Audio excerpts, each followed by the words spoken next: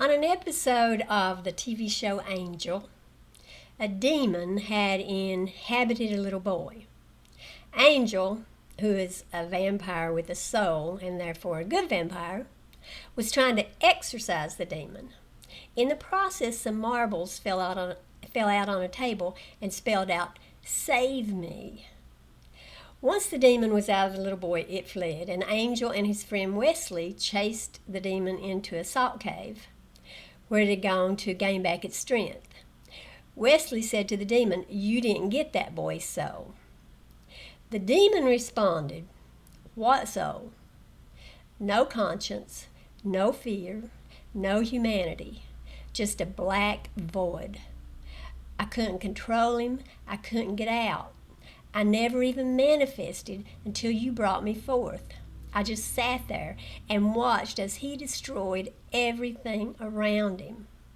Not from a belief in evil, not for any reason at all. That boy's mind was the blackest hell I've ever known. When he slept, I could whisper to him. I tried to get him to end his life, even if it meant ending mine. I had given up hope. The only thing I've ever feared was in that house." Angel said, "You're the one who wrote 'Save me' with the marbles." The demon said, "Yes."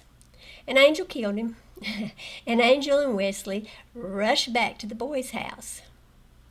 When Angel and Wesley arrived at the house, they discovered that the boy had set his sister's room on fire while she slept because she had been given 9 marshmallows in her bedtime hot chocolate, and he had received only 7. Without the demon, the boy seemed worse than ever. Perhaps the demon had, by whispering to the boy in his sleep, previously kept his evil inclinations chained a little bit. The moral of the story? It's easier to be good if you're riding with the devil. I know, this didn't happen. It's not real. Well, neither is that sweet little story Christians love to share about the little girl whose parents were murdered while she hid behind a couch. And later her adoptive parents took her to church and she saw a picture of Jesus and said, "Oh, I know him. He was with me the night my parents were killed and told me I'd be okay." It'd be nice to know which picture it was this little girl saw so we could know what Jesus really looks like. We all have stories, and they all mean nothing. But with this illustration finished, let's move on. It's harder to be Christian when you're a Christian. That's the title here. And what do I mean by that? Well, I'm using the term Christian as an adjective, and with Merriam-Webster's definition, treating other people in a kind or generous way. So what I'm really saying is that it's harder to be a good, decent, moral person if you're a Christian. It's much easier to do when you leave Christianity behind. And I'm not saying anything that Christians don't admit themselves, at least sometimes. A woman once told me that before she became a Christian, she didn't do much at all that would be considered a sin. But once she became a Christian, she began to behave in a less righteous way. Now, Christians would say, "Oh, yeah, that's because when you weren't a Christian, the devil already had you. He had no reason to tempt you then." Okay, well, first, that's saying that when you're not following your God, he doesn't allow the devil to tempt you as much. But once you give your heart to your God, he sticks his minion on you. That's not very comforting. Christians would, of course, deny that their God has anything to do with causing them to be tempted, even though they beg him constantly not to lead them into temptation. They obviously think, somewhere deep down inside, that he's the one who does it. Anyway, remember Job? Further, remember how Jesus was led by the Spirit into the wilderness for the purpose of being tempted by the devil. Lead us not indeed. Also, the Bible says the Christian God won't allow his followers to be tempted above what they can bear. And that has to mean that if they're being tempted, he's aware and he's okay with it. Second, think about what else it's saying when a Christian says the devil leaves the rank sinner alone because he already has the sinner in his grasp. It's saying that when you're in the devil's clutches, it's easier to be good than it is when you're in the arms of your God. So we're better people when we spend time with Satan, and worse when we spend time with the God of the Bible. That actually makes sense to me, since the God of the Bible is obviously the more evil one. But it's certainly not good advertising for Israel's God. It is, however, true. Not for all Christians, of course. Many Christians simply try to live good lives and leave others alone. Many don't believe in an afterlife, so they don't go around condemning or judging others. Many don't believe in hell, even if they do believe in an afterlife. And many believe in salvation for all. But we see these attitudes and behaviors I'm referring to every day among fundamentalist and evangelical Christians. These Christians are arrogant and egotistical. I don't mean this as a slur. Conceit and condescension simply come with the territory. They're the blessed ones, and they tell us that over and over and over. Christians don't just think their mom loves them best, or they're the teacher's pet. No, they think they are more beloved by the creator of the universe than non-Christians are. They think they're the moral minority.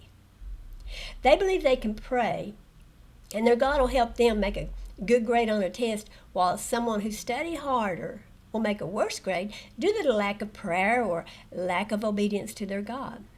They think their God will help them get a job when they're in competition for the job with a non-Christian.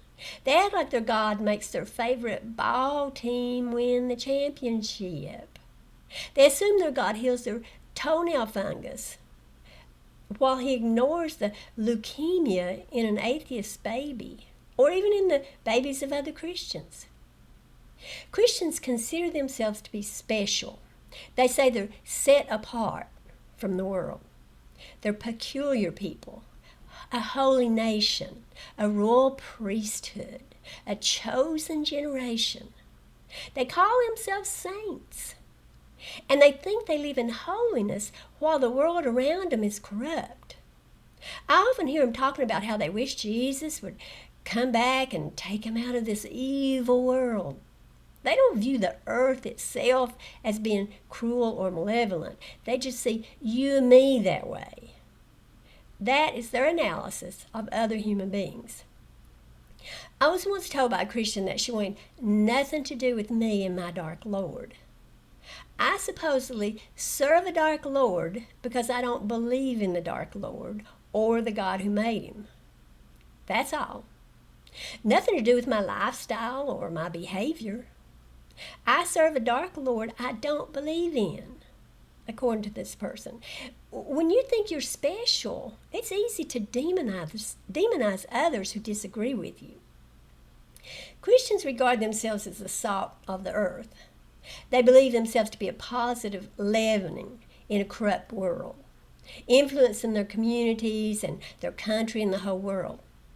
They even talk about sending their children out into the public schools, which they deem to be devoid of their God, who is everywhere, in order for their children to be a good influence on their peers.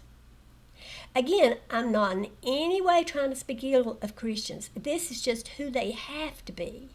You can't think you're royal and holy and chosen without viewing yourself as superior to those who aren't royal and holy and chosen, and thus without exhibiting a pompous attitude. And sure, these Christians will deny this and say, but others could be like me. They could be royal priests too.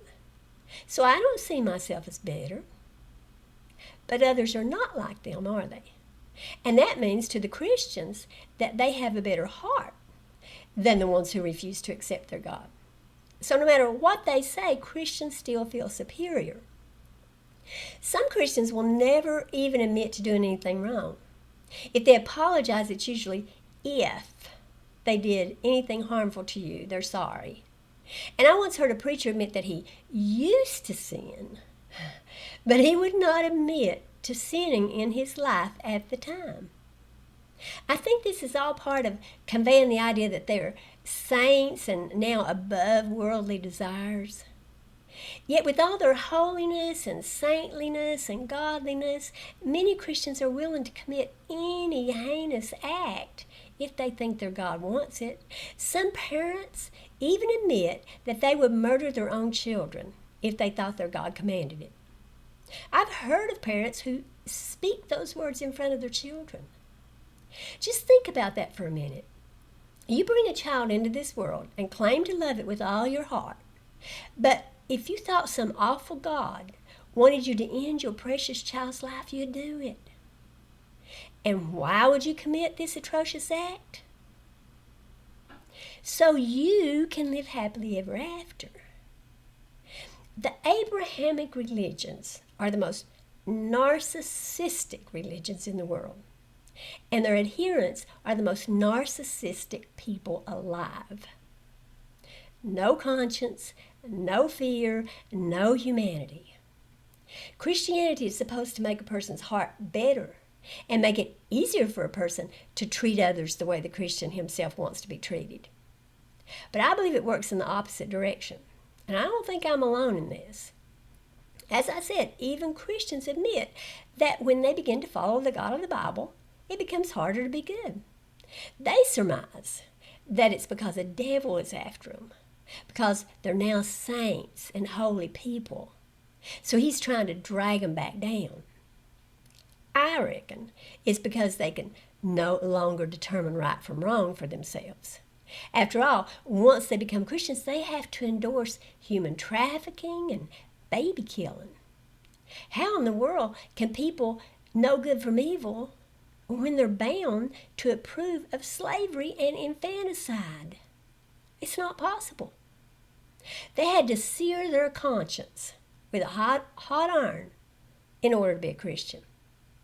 So yes, Christians would murder, they would steal, they would enslave, and they would force their will on the whole world if they had the power to do it. If their God told them to, they'd murder all people who don't worship him, thinking they were doing a good thing. I mean, they would take our life in a heartbeat without batting an eye. No conscience, no fear, no humanity, because all that matters is pleasing their overlord. We know that's true because they approve of these very behaviors in the book they adore. They justify every evil imaginable that has been perpetrated by their angry God and his followers. And it doesn't matter that they think their cruel master will never ask them to do anything unspeakable. The point is that they would. Their heart is set to obey any violent command he hands down, with no questions asked. They have relinquished to him all power over their own actions. And even if they haven't, they think they should. My heart goes out to all the people who are still trapped in the death cult called Christianity. I don't believe it's a matter of intentional evil on their part. They're confused and they deserve our sympathy. They aren't able to think for themselves, as they are bound to follow the dictates of a Bronze and Iron Age mentality. Like the demon in the little boy on the TV show Angel, these Christians have no control over themselves. They too are possessed, but in their case, the demon actually has control. And the demon is the writings in a book that they revere and adhere to. And they're not, at least at the moment, strong enough to cast out the demon and work their way into a happier and healthier life. And thankfully, they don't have the numbers to force their evil book on the rest of us. Thank you for watching. Bye.